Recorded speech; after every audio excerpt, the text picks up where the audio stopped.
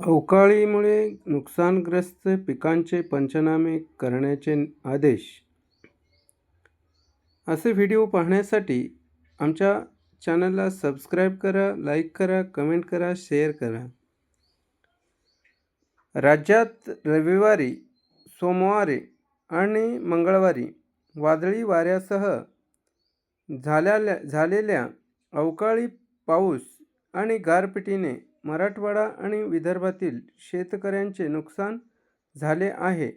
प्राथमिक अंदाजानुसार बीड, लातूर, परभणी, नांदेड, धाराशिव तसेच यवतमाळ आणि वर्धा जिल्ह्यातील सुमारे 37,858 हेक्टरवरील पिकाचे नुकसान झाले आहे.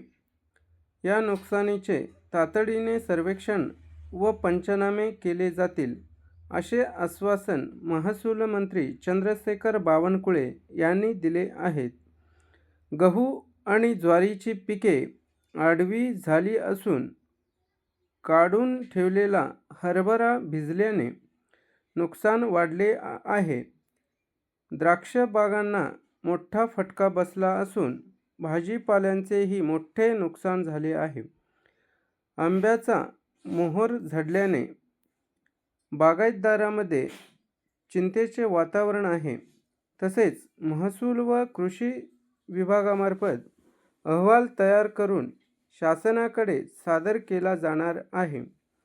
33% अधिक नुकसान झाल्यास निधीची मागणी करून मदत वितरित केली जाईल, असे त्यांनी स्पष्ट केले.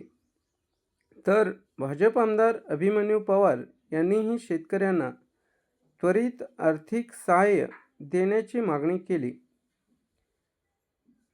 शेतकऱ्यांना पीक विमा मिळेल.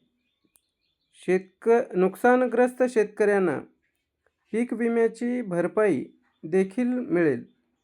नुकसान झालेल्या मंडळात पीक कापणी प्रयोगातून त्या पिकाचे उत्पादन उंबरठा उत्पादनापेक्षा कमी आल्यानंतर शेतकरी पीक विमा भरपाईसाठी पात्र ठरतील. या पात्र शेतकऱ्यांना नियमाप्रमाणे पीक विमा देण्यात येईल, असेही सरकारच्या वतीने स्पष्ट करण्यात आले आहे. आपला व्हिडिओ आवडला असेल तर लाईक करा, कमेंट करा, शेअर करा. असेच नवनवीन व्हिडिओ आपल्यापर्यंत पोचत राहतील.